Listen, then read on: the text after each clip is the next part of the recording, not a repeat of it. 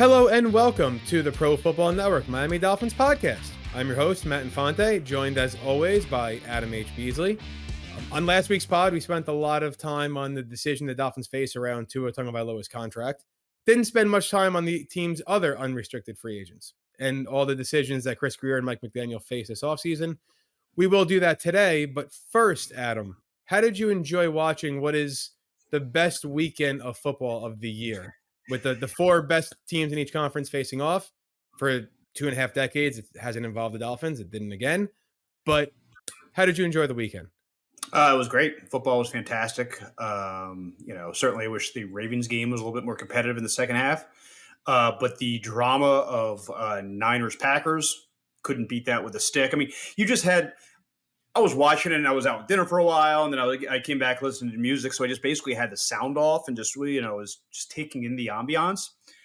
And it's what football is supposed to look like, right? I mean, Packers, Niners, those iconic logos, those jerseys, the teams that you have been watching year after year after year for my entire life now, was fantastic. Ravens Texans was wisely relegated to the hinterlands of 4:30 Saturday because it was the worst of the 4 games. That is the Houston Texans standard. We made the playoffs. We get 4:30 on Saturday. That's 100%. Kind of their standard time slot. 100%. And then Sunday was great with the Lions, exercising like 6-7 decades of demons, which will, might be the Dolphins not so long from now, getting to 6 or 7 decades of demons. And then the late game was the crown jewel. I think over 50 million people tuned in on the various CBS platforms. Patrick Mahomes going to his 6th straight conference championship game. Josh Allen having his heart broken yet again.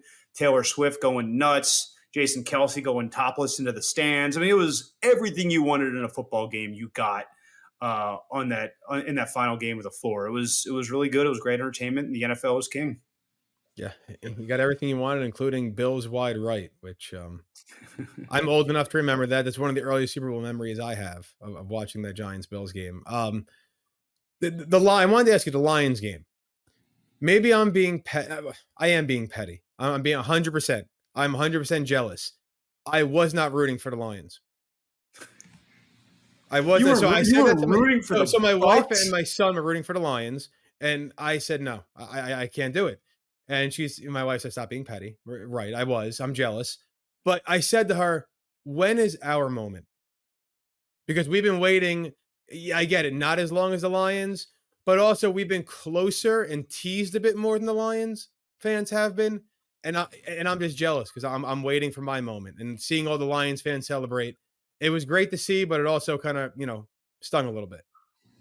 Yeah, also, when you get that moment, there'll be 10 to 15,000 fans of the opposing team in the stadium because that's what South Florida does, as opposed to Detroit, which was, you're reading their coverage. It didn't sound like there was a single Buccaneers fan in the entire stadium. Not a single person sold their tickets to Bucs fans, or if at all. No one from Tampa is voluntarily going to Detroit in January. It's a little different when you're coming from the Northeast to South Florida. You're a bit more willing to do that. Or Florida fan bases stink. I mean, both can be true. Both could absolutely be true. But to your broader point, yeah, I mean, are the Dolphins really the lovable losers the Lions were, though? I mean, that's the thing, is that the Lions were just horrendous. I mean, this is a team that went from 0-16 to the conference championship game in I don't know how many years, but it wasn't that many. Dolphins haven't had that ever. Like, they've never had a winless season. And they're one. They sure came close. Thank you, Greg Camarillo. I mean, yeah. Regardless, I just don't think that there's the same, like the Browns, the Lions. These franchises never have been. I mean, it's not going back to Jim Brown days. Have never had the level of success the Dolphins had. Granted, the 70s and 80s were a long time ago, but even the early 90s, they went to a conference championship game. So I think it's different. I was 9. I don't care. I was 9 years old. I'm 40 now. I'm waiting. I also don't think people particularly like South Florida. I mean, they love to visit here, and some love to move and die here. That's kind of what the life cycle is. But when you're our age, you don't.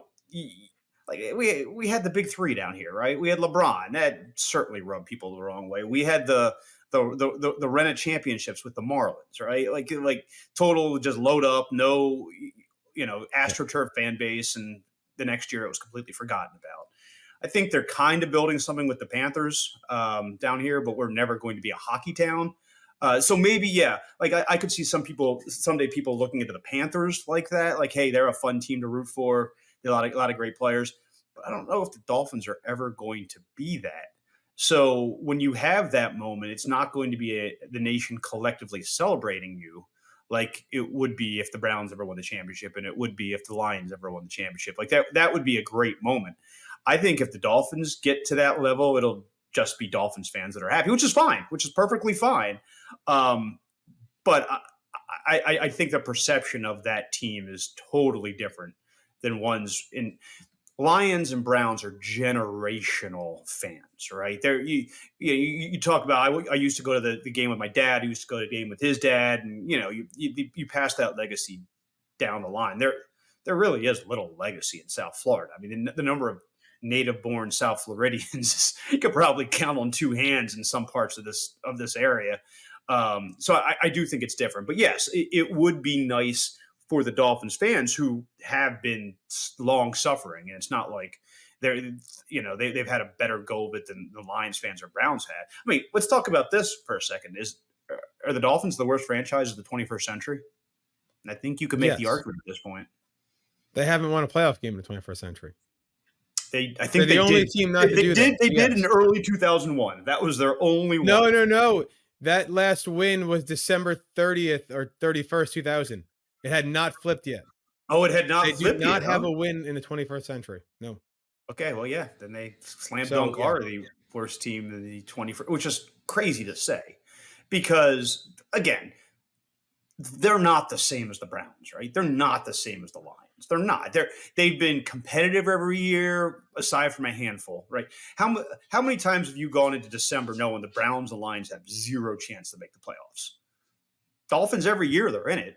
They find a way to break your hearts every year, but every year they're in it. So I think that's the difference. But now collectively, given the fact that the Browns have more playoff wins this century than the Dolphins do, the Lions have reached the conference championship game now.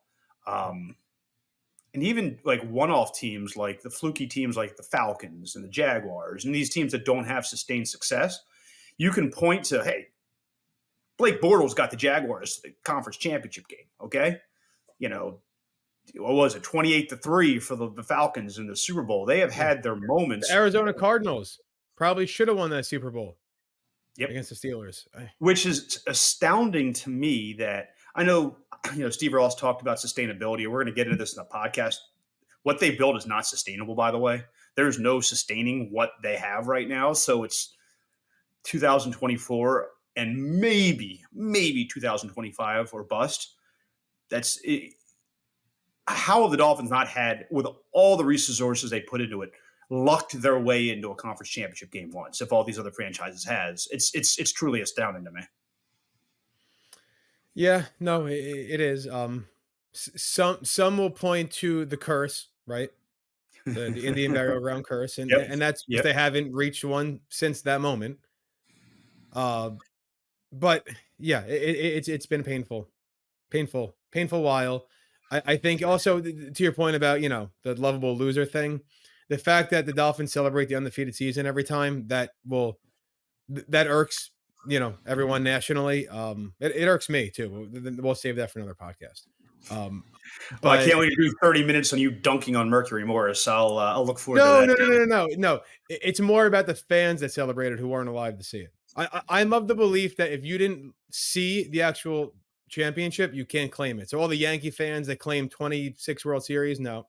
You didn't see the 20s and 30s and 40s. Wow. Okay, so if you're a Yankees fan, you can't celebrate Babe Ruth. Is that what you're saying? No, you can celebrate it, but it's just odd when you get in. I've seen Red Sox Yankee fans go back and forth or whatever. And yeah, the Red Sox have had more success recently, right? They've had 4 World Series since 2000. The Yankees had none, really. The 2000 was the last one. Oh, no, 2009. They won one. But then they claim, oh, well, we won 26 in these arguments. And like, no, You can't claim that. You aren't alive to see it. So I'm not sitting here celebrating the Dolphins going undefeated. It's very cool. I don't care. I would Yeah, trade that for a Super Bowl win right now. I mean, I don't. yeah. As someone who's employed and whose success professionally depends on the Dolphins being relevant, I'm with you on that one. Yeah, Uh, right. No, but it's just right. Isn't it odd that like I've seen and I'm involved in a Twitter back and forth right now about the Bills and Dolphins, and there's back and forth, and Dolphin fans dunking on the Bills saying you haven't won a Super Bowl, but you're 20 something years old. You know what? You haven't seen the Dolphins win a Super Bowl. Don't you can't hold that against the Bills and try to claim, oh, we have 2 Super Bowl wins if you aren't alive to actually see them win.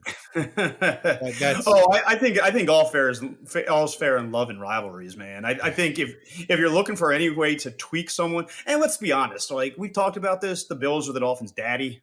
Like it's been, how many coaches have been fired because they can't beat the Buffalo Bills, and this well predates Josh Allen. Like well right. predates. If Joe Philbin had beaten the Buffalo Bills when the Bills were bad, who knows how much longer he'd have been the head coach. Yep. Same with Yep. Adam Gase. You can even predate that. I don't know what Sperano's record against the Bills was, but certainly in since 2012 when I started covering this team on a full-time basis, it's not the Patriots that have been in the Dolphins' way. It hasn't. Right. It's. I mean, certainly the Patriots winning 12 games every year has hurt them because it's made it harder to win the division. I got that. But in terms of someone who's directly impacted your ability to make the postseason, there's no one who's destroyed more seasons than the Buffalo Bills. Yep. Yep. No, 100%. And that's why I feel it's weird when Dolphin fans were dunking on the Bills after their missed field goal loss there to the Chiefs. And Oh, it's come on. just You celebrated that Tyler Bass miss. True or false? You celebrated that true. miss. True. So I was happy. I was, again, it's another one. My son was rooting for the Bills, and he just goes off logos and things at this point. I was rooting Well, for the Chiefs. you might have to talk to a family therapist about this. If your own son is rooting for the Buffalo No, Bills, no, no. He has a ranking of favorite teams. Dolphins are 1, Cowboys are okay. 2, Bills are 3. He doesn't get divisions yet. Okay, so just let him. He's 7 years old. I'll let him have it. So But it's not like in Week 18 he was rooting for the Bills. no, he was rooting for the Dolphins in that game Okay, because good. Dolphins are 1 and Bills are 3 in his head. That was his Okay. ranking. Okay, so no, I celebrated it and then I moved on. What I didn't do was go on to Twitter and then start dunking on Bills fans. That was a weird look. And I mentioned to you, Adam, the tweet I put out that's gotten a lot of views. All the comments are negative, some telling me I should go crawl in a hole and die. And some calling me a Bills fan, which is funny. Oh, you're just a Bills fan and in disguise. Yeah. No, I'm not. That But makes no sense. the point, the point of the whole tweet, and I want to get your thoughts on this, right? It said simply Dolphin fans celebrating the Bills' loss while not recognizing the large gap that still exists between these two teams is a special kind of fandom. Now we can talk about, is there a large gap still? And maybe that's where you want to go. But I would just point out the Bills were 5-1 against playoff teams this year. Dolphins are 1-5. And I'm not even talking about the head-to-head there. Just Bills are 5-1 against the playoff teams. Dolphins are 1-5. That's a big gap. When you look at the 5 games they've played since Mike McDaniel was here, the Bills are outgaining the Dolphins by 147 yards per game head-to-head. It's insane. And then in 2022, they had a negative 4-point differential in the 3 games head-to-head. 2023, negative 35. So to me, that seems like the gap actually grew. I had Dolphin fans saying, oh, the gap was really 7 points and it was a punt return for a touchdown. Are we forgetting that Josh Allen threw 2 end zone interceptions? And I get that they Well, happen. You don't take them part of the away. equation. Okay, that's what you're getting with No, Josh but Allen. the Okay. Bills outgained the Dolphins by 200 yards in that game. They were not close. They lucked into a couple interceptions that kept them in the game. Don't you know that's what the Bills are? That's part of their identity. It is. They lost to the Chiefs despite they ran like 3 times as many plays midway through the third quarter as the Chiefs did, and yet they did boneheaded things to lose the game. That's who the Bills are. Okay, so yes, if you want to go yards per play and EPA, well, although if you look at EPA, those teams were pretty No, tight. EPA, they're actually pretty close. Yeah. So, but okay, yes, certainly if they didn't have a quarterback that lost his mind at key moments of the game, and a head coach that despite his sympathies for people who have well-planned attacks, he is not really well thought out in the key moments of the game, and gets out coached time in and time out. Yeah, okay, all those things are great, but does it get you wins? Right. And that's the thing, is that people were dunking on the Dolphins during the Flores era. Oh, they're really not that good. They just win the turnover margin. If you're consistently winning the turnover margin, you're a good team. I don't care if you're getting outgained by 150 yards. That's a hallmark of a good team. So yes, do I think the Bills are better than Dolphins this year? Of course. They swept them in the head-to-head, and they beat them in their own house with the season on the line, for sure. I also remember that the Bills, I think, had 5 losses against terrible teams this year. Terrible teams. Do you just discount those? Like, those just don't matter? No, of course they matter. It all matters. So yes, if I was taking one game, Josh Allen versus Tua Tagovailoa, the Bills versus the Dolphins, I would take the Bills, because we have a long, long, long history of the Bills destroying the Dolphins' soul in those moments. No, okay, but also, isn't Josh Allen okay? All right, here we go. Isn't Josh Allen exponentially better than Tua is? Exponentially better? No, I think he is. His ceiling is, of course, the Empire State Building compared to Tua, right? But that's not all there is to being a quarterback, man. That's not all there is. Tua fell apart late in the season with his turnovers. That, for him to be successful, timing, accuracy, not doing stupid things. Call it a game manager if you want. I don't think that's fair, because he did have a lot of deep throws that had a lot of success this past season. But that's just what his game is. And the games they've had the most success, he hasn't done the stupid things. Josh Allen always does the stupid things, right? Always. They should have lost the game earlier in the possession when he was carrying the ball like a loaf of bread and fumbled it and only had a lucky teammate fall on top of it. So, yeah, people are crushing him for the Stephon Diggs miss coming across the middle, almost at 2nd and 9 inside the 30. Yeah, 2nd and 9, he went for the end zone instead of just taking that check down that it doesn't get you to first down, but maybe get you to 3rd and 3, right? Yeah, he's lucky. He's lucky that it even got to that point, because the game should have been over long before then. So, yeah, I get it. I get the Bills are a sexy team. They're a flashy team. They're also a team that you can check off the list. They're going to lose in the divisional round, or at best the conference championship, every single year, because they have a knucklehead quarterback that does knucklehead things.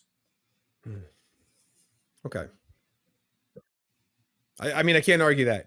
I just think the gap between the two teams right now this year was surprisingly large compared to where I thought it was entering the season and what we saw in 2022. But that's not to say the gap won't close in the offseason. So I think I don't want to spend too much time on the Bills, but just they're in worse cap shape than the Dolphins are. So all of the Dolphins' faults, all the cap problems that they're going to have this offseason, if they're real problems, we're going to talk about that. The Bills are worse. They are just as much under over the cap, and have less easy answers to get themselves under the cap. Yeah, I ran the numbers. Not hard to do. Spotrac does most of the work for you, and I shared it with you. The Bills are even more over the cap than the Dolphins are, and by about $1 million maybe over the cap more than the Dolphins are. Both are 40 plus, which isn't great.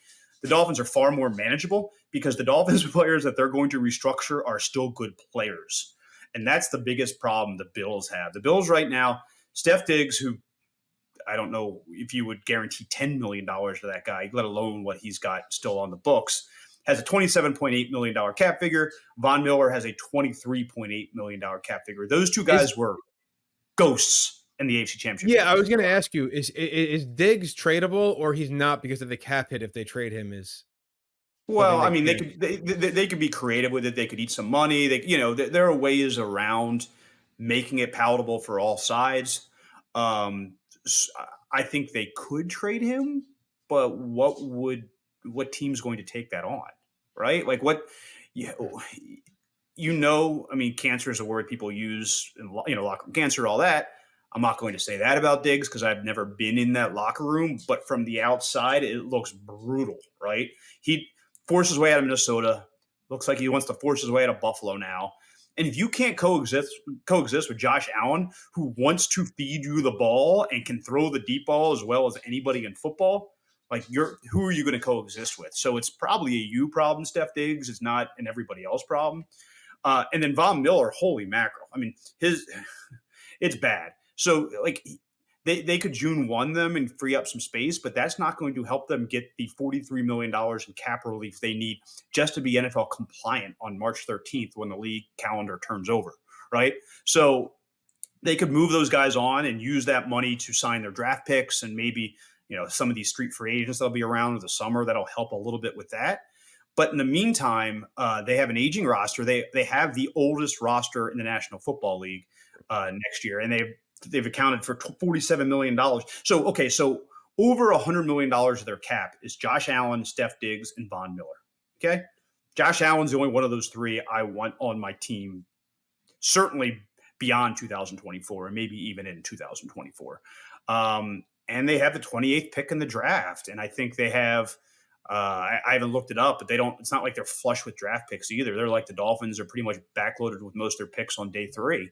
So there's not an easy, quick way for them to get better. In fact, I think I'm actually going to go out on a limb and say this. If the Dolphins don't win the division in 2024, I don't know when they can, right?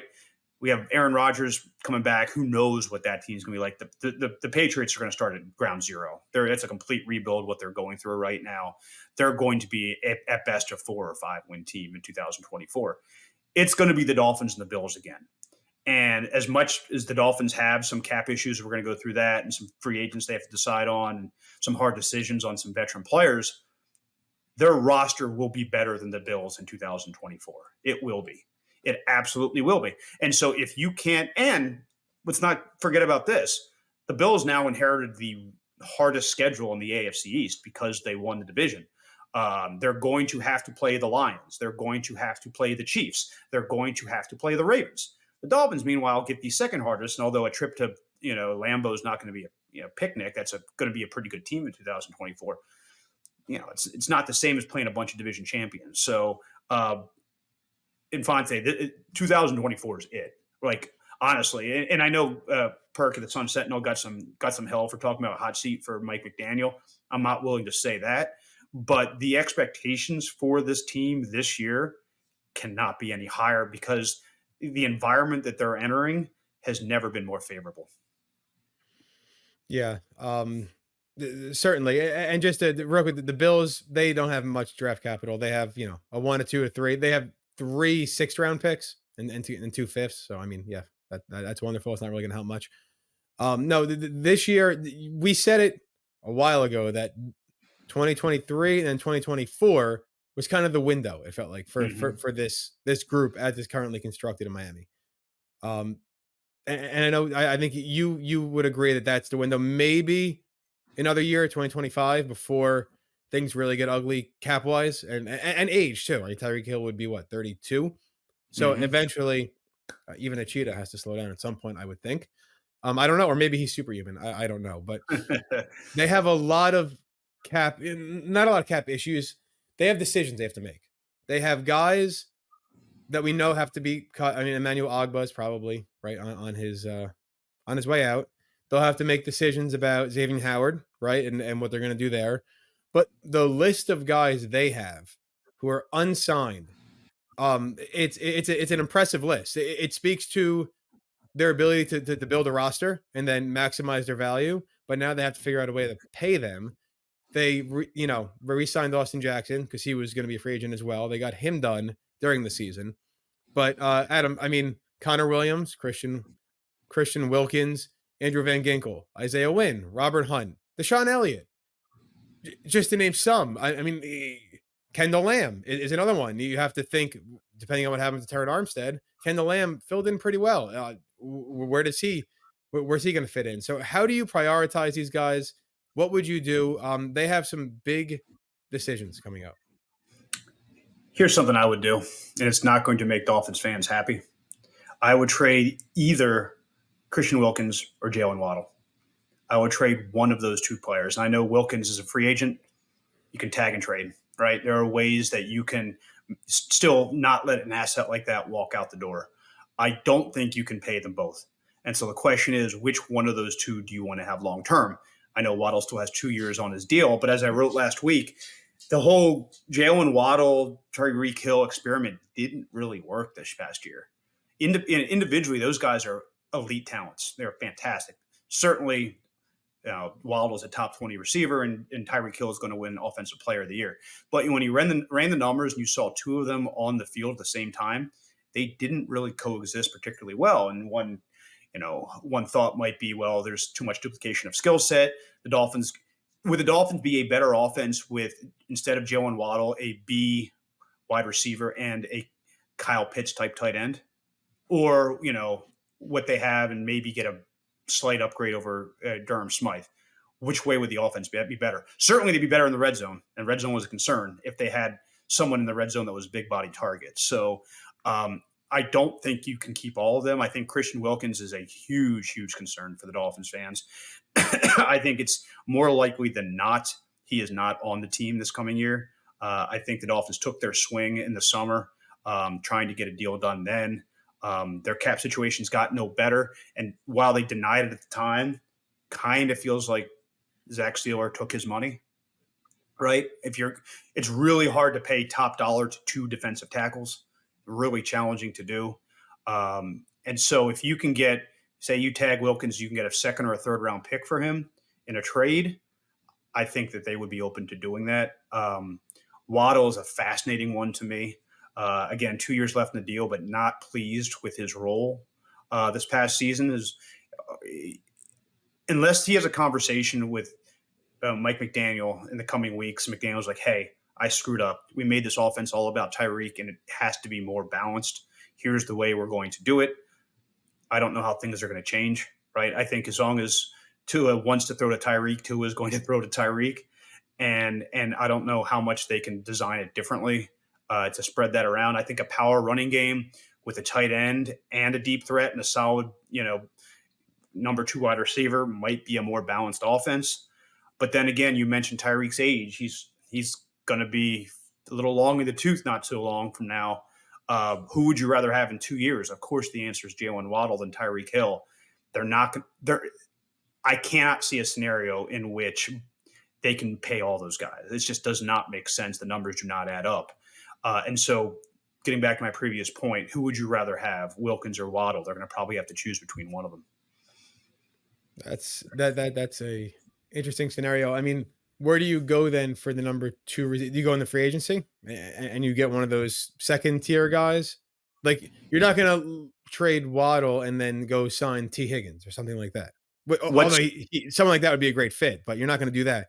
But is like a Tyler Boyd, like that level of receiver? Is that what you're targeting then? Because you can't go in. I mean, Cedric Wilson's going to be gone. Who's your second option now in the pass game? Right. That has to be part of the plan. The draft is real. I mean, like, we haven't talked about the draft. It doesn't have to be free agency. There's a lot of receivers in the draft. There's a lot of first round graded receivers. I know our Ian Cummings is very high in this receiver class. Someone had asked him in our internal Slack channel about all these mock drafts we're seeing from others as well that have a ridiculously high number of receivers in the first round. Is that realistic? Is the class really that good? And he's like, yeah, it is. So there's certainly an option at 21. There'll be potentially an instant impact receiver there for you. But and if you trade Jalen Waddle, you're not doing it if it's not a big asset in return, right? If you're trading Jalen Waddle, it's for at the very least a first round draft pick or a star player. Like that is the floor. He's 24 years old. I don't know what he is, something like that, 24. Yeah. He's entering just his 4th year in the league. If you can't get a long-term extension done with him, you have his control this year, you have his control next year, and most likely the year after under the franchise tag. So you're getting 3 years of Jalen Waddle control for what? I don't know. What would the number be total? Maybe $45 million, 40, something like somewhere in that range. Probably even less. That's a lot less than you're going to get Jalen Waddle in the open market for. So I think that there would be value for other teams that want to trade for him. And the Dolphins, and don't take this to mean the Dolphins should just give away Christian Wilkins. The Dolphins should just give away Jalen Waddle. No, you need to do – these need to be cornerstone moves for your franchise that improve you in substantial ways, okay? But I guarantee you these are conversations that they're having right now. They are going through every single player on the roster saying, is this a guy that's going to help us win 2024 and beyond? And if they wonder their ability to re-sign Jalen Waddle, if you're wondering, hey, this guy wasn't thrilled with his role this year, he gets banged up a lot. Is this a guy that we want to give a big contract to? Maybe this is the time to move him. His value has never been higher than it's going to be right now, because you wait to next year, then he's going into his 5th-year option, and it's a lot more challenging to get value out of that than there. But yes, I completely agree that the draft is an option, free agency is an option, all these things are options. But all of a sudden, I mean, it's crazy because these are 2 cornerstone players. But if you trade both Wilkins and Waddle, you have a ton of draft capital. A ton of draft capital. You take care of a lot of your cap issues, which are very real. You build for the future, and Chris Greer's been pretty good in the first round of the draft. Like, we can quibble certainly with the second-round picks; those have not been great. But in the first round of the draft, he's been fantastic over the last 5-6 years. Except for, everyone has misses, and there's one notable one. He's a cornerback, and the Dolphins. Okay, he was the 30th pick. He was the 30th pick, and Brian. Well, they traded back though. Didn't they initially have 26? It was the Packers that moved up to draft Jordan Love, I believe, actually, right? I don't know. I don't know how much of that was the head coach also saying draft this guy. Yeah, we don't know that. So, right. Okay. But let me ask you. You talked about the Waddle. How does trading Waddle allow you to keep Wilkins, for example? Because Waddle, you're only saving about $4.3 million or so dollars if you trade Waddle. So well, you're not just looking at 2024. Well, no, right. But it doesn't necessarily solve this year's cap problems. Well, sure. There are other ways to solve this year's draft, but you're also the reason the Dolphins are having cap issues right now is because they traded away all their first-round draft picks for big number of players. Maybe the inverse will help a little bit. I mean, that's the point. Is that like you Bradley Chubb and Tyreek Hill and Jalen Ramsey to an extent, although his contract isn't that terrible, are all reasons the Dolphins are in cap jail right now. A smart, sustainable way to do that would be to get a lot of good young players on cheap deals.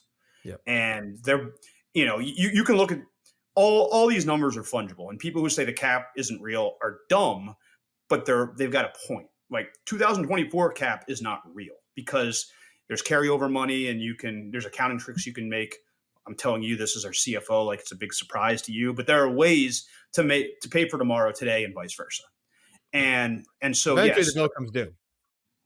No matter what. Sure. Eventually it comes due in future years. And if you give a big contract to Jalen Waddle, there's too many Jalens. We haven't gotten to Jalen Phillips yet. And if he hadn't have torn his Achilles, he'd be wanting a new deal now as well. So the point I'm making is that at some point the cash is what matters, right? How much you're actually spending. And the Dolphins 2023 spent a ton of money.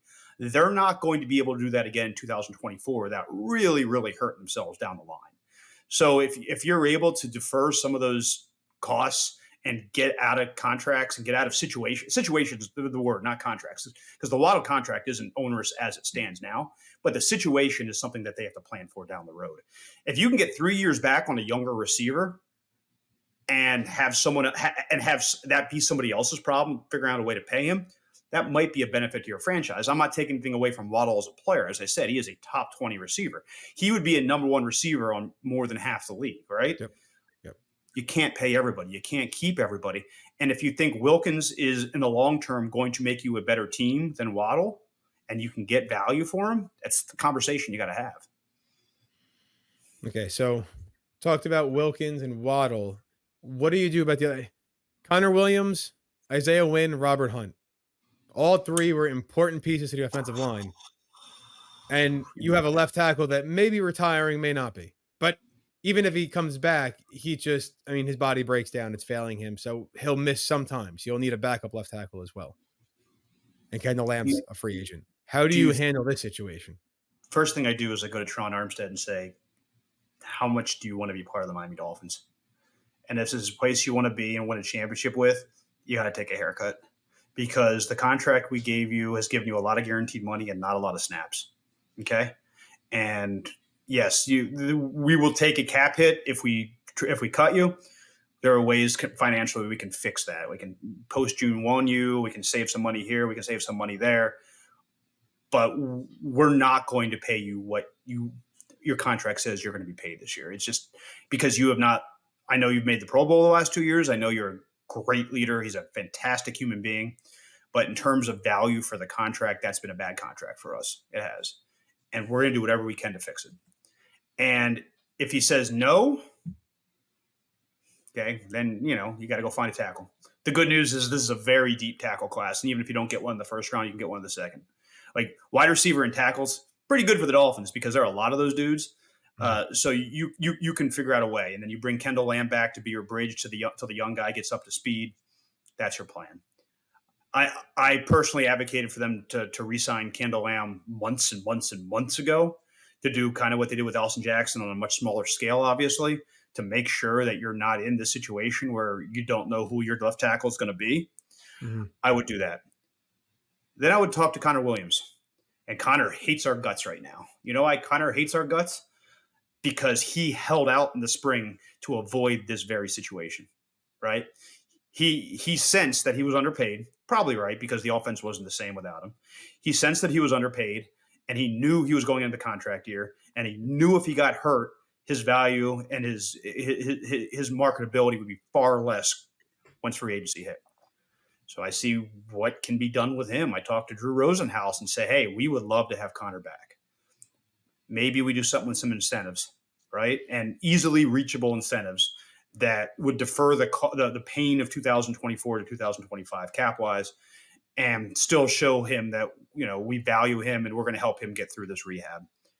That would be what I would do number two. I think of the entire group, unfortunately, the least likely returns Robert Hunt because he's in line to make the most.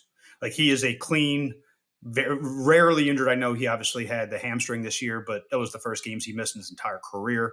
Everybody has soft tissue at some point. High level right guard entering the prime of his career, second contract. He's going to be a challenge to keep unless he's willing to work with you as some sort of hometown discount. But why would he? Like, it's not even like he had a first round contract that he's already benefited from. He was a second round pick. He should get what he can now. That's yep. So I would say you talk to Win, and then you draft guys, right? You use a draft pick on, as I said, a tackle in the first round that can have some flexibility that can help you in a lot of different ways. You go into free agency to see what's out there, but I don't think that's a terrible offensive line, right? I think that if you have, a first round pick, Kendall Lamb back, Connor Williams healthy, and Isaiah Wynn, see if you can get him for a song like you did this past year as well. It's not awful. You're not going to have – the Dolphins are not going to walk into 2024 with a top 5 offensive line. It's just not in the cards because of where they are financially, what their draft picks are, and all that. But I think that's the makings of a pretty solid offensive line if you can make all that work, particularly if you can get Armstead to take a haircut and help you in a lot of different ways. If you have 7 or 8 guys, again, that you can depend on, you can get through the season. Okay, so receiver. We have Tyreek Hill. We talked about Waddle. Cedric Wilson is entering a void year, so he'll be gone. Braxton Berrios is a free agent. Chase Claypool is a free agent. Robbie Chosen. They have to pretty much rebuild. They have Tyreek Hill and Waddle. They don't trade him, and that's it. Are you bringing back any of those receivers? I think Berrios was solid as a returner. He wasn't dynamic, but he also never ever hurt you, right? You figure out why he couldn't give you more on offense. That was surprising to me. The fact that he couldn't give them more from the slot. Is that a him failure? Is that a McDaniel failure? Is that a Tua failure? Is it all the above? I don't know. But to your point, you can't count him to be your number 3. You bring him back as your number 4 and your returner. That's fine. I think you need to add a receiver in free agency and the draft if they trade Waddle. I think those are two priority spots for them. Or, I have to go and look at the available tight ends. You maybe actually think three-dimensionally and don't just say, hey, wide receivers is the only place we need to upgrade. Maybe we play more 2 tight end sets and we get a real pass-catching tight end, which I think would help too in a lot of ways. I can't get my brain around this. People are like, oh, why would you want a big body receiver? Tua never threw to him. Do you know how great Mike Gesicki was early Yeah, I on don't in Tua's understand career? that argument. Yeah, Mike Gesicki. I mean, everyone thinks about how he was used or lack of use under McDaniel, but what about before that? Tua was throwing to him often, Yes, successfully. he was. So he couldn't block, which is why he couldn't play for McDaniel Right. in year one. But yes, if you had, there are only so many of these, obviously, but a Kittle type tight end on the Dolphins, I guarantee you he would have 90 catches and 11 touchdowns. Okay. I guarantee you he'd be used a lot. So, I think they need to find playmakers in the passing game, not pigeonhole as well. We need a number 2 wide receiver, or we need a slot guy, or we need a new speed guy if Waddle goes. No, get playmakers, get guys that are dynamic and that can help you in specific ways. And how about some versatility? Like how many of the receivers are truly versatile? I don't even think Tyreek is that versatile. What he does at an exceedingly high Yeah. level. But how versatile is he? Jalen Waddle, how often do you see him in the slot? Or how versatile was he? Maybe look for guys that can do a bunch of different things for you, and not just use them in one way. So I think this is an enormously consequential offseason for Mike McDaniel. I mean, hasn't committed to calling plays in 2024. I think that was just him saying the right thing. Would surprise me if he handed off the play calling, maybe Frank Smith, but he and Frank Smith are such of the same mind that it's not going to change things It wouldn't substantially. really matter. Is there a Yeah, difference there? Yeah. right. But I think from a how things work standpoint, his offense was broken late in the year. And certainly not having Mostert and Waddle late hurt, right? That was not a good thing. But they were all in that last game. They were all around, and they had one exceptional play from Tyreek. There were one exceptional play from Tyreek away from being shut out in the playoffs. Yep. Not great. I know. And then I saw the Bills do what they did to the Chiefs defense, but apparently the gap isn't that big.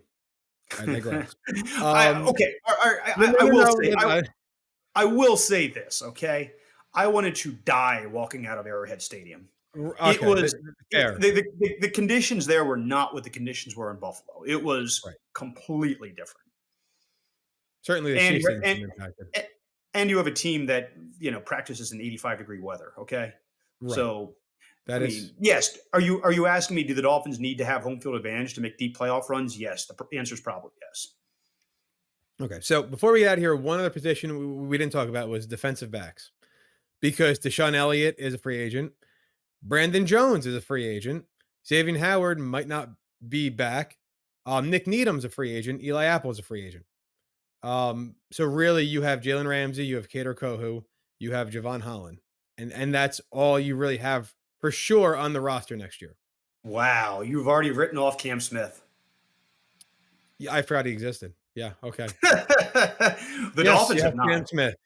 The It's Dolphins just have not. it is surprising because his preseason before he got injured with that was a shoulder injury, like he was Mhm. flashing out there. I know it's preseason, but when you see that from a rookie corner, you're like, oh, okay, he might be a contributor, and he just I mean Ethan, but I guess I should mention Ethan Bonner because he actually looked like he belonged out there when he was Mhm. out there against the Chiefs. So maybe he's involved. I don't know. I don't know a thing about him really, other than he's very fast. But what do you do for the defensive backfield now? Well, you got to get something out of Cam Smith, right? You absolutely have to. And if you move on from Xavier Howard, you got to address the position. Like you can't just be like, okay, Cam Smith, next man up. No, you need to also add either someone in the draft or free agency. Um, I'm of the opinion that you limp along one more year with X. That because he certainly he broke down physically as the year went on, but when he was healthy, he was Yep. fine. Mhm. Maybe you figure out a way to get some cap relief. He made it very clear he's not going to take a pay cut. But to me, like those two corners were the strength, and the pass rush were the strength of that defense. Like I want to see them run that back with X and Ramsey healthy for the whole season and see what it looks like. All right, Yeah. and if his cap figure wasn't $25 million, we wouldn't be having this conversation, right? It's the entire reason that we're talking about this. So yeah, I mean, if they have confidence that Cam can be that guy, I mean, it's obviously he's not going to be X, but if he can be the guy they can count on to be a good number two corner, then maybe you move on from him. But like they have so many needs, Infante. They have so many concerns. They have a pretty good set of cornerbacks under contract. I would do what I could to keep them together for one more year and then worry about that in 2025. And then do you bring back Elliott and Jones?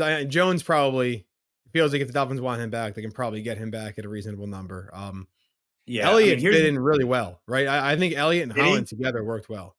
Did he? The only thing that Elliott did very, very well was know his assignment, right? I mean, that's the bar, is it Yeah, not? When you have Ramsey and X and Holland, you just want the other one not to mess up, in my opinion. yeah, That's what I expect from the fourth starting defensive back there. yeah. No, that's fair. So if you can get it'll be someone of that level. If Deshaun's the guy that you want to bring back, fine. I will say this: he wasn't great in coverage. You look at the advanced stats. I mean, I think the passer rating against was like 140 or something. So gave up a lot of touchdowns after that. That's what that means. I mean, it's a long way of saying that Yeah. if there were touchdowns thrown in the defensive backfield, it was usually on him or Cater. Would love for me, like I would love Cater to be their number 4 corner. I would love Cam to be the guy that comes in on third down, goes to the boundary, and they move Ramsey inside. I think that's their best defense because there's a reason Kohu was undrafted, and I know he flashed a little bit as a rookie. He was bad this past year. Okay, so I don't think if you go into the 2024 season with Cater Kohu as your plan, as your number 3 corner, I think it's a flawed plan. Yeah. And then Nick Needham, do you think I mean, it seems like a guy that if they want back, they bring him back. And then Yeah, I mean, see how the preseason unfolds. he's pretty close to replacement level at this point. So, I mean, what was he, their number 6 corner, even when things were bad? So Yeah, but I mean, pre-injury, he was a different guy. okay. I think the expectations were a little higher for what he might develop into until the Achilles injury. The Achilles is a big time injury, so Yeah. yeah, we'll see. But yes, I like on the levels of things that worry me. Defensive backfield's pretty low. Like they're gonna like, especially if they cut Jerome Baker. Well, I didn't Yeah, even mention. I was going to bring up Baker, and then I was going to tease and say we'll talk about him next time because I know we're running long here. yeah. But Let's talk about that next week. We got through 48 minutes, and you wanted to do 30. Like you're probably late for lunch because we went on so long. not late for lunch, but I do see our CEO is messaging me left and right. I Oh, told him I'm potting, can't be bothered. I didn't say that to him. you Okay, should. I would have. okay, next time. I will take the opportunity to take that shot at my boss. That's fine. Okay, so if you haven't subscribed yet, please do so. What are you waiting for? We're on every podcast platform imaginable. If you're watching on YouTube, like and subscribe. And well, we'll talk about Jerome Baker and many other things next week on the Miami Dolphins. No, on the Pro Football. What, Adam? You want to say something? Yeah, I was gonna say first look at the Super Bowl will be next week as well. We'll have our 2 That's Super Bowl right. teams. That's right. Do you want to get what's your pick? Well, I'll tell you what I bet. Is that what you want? Okay.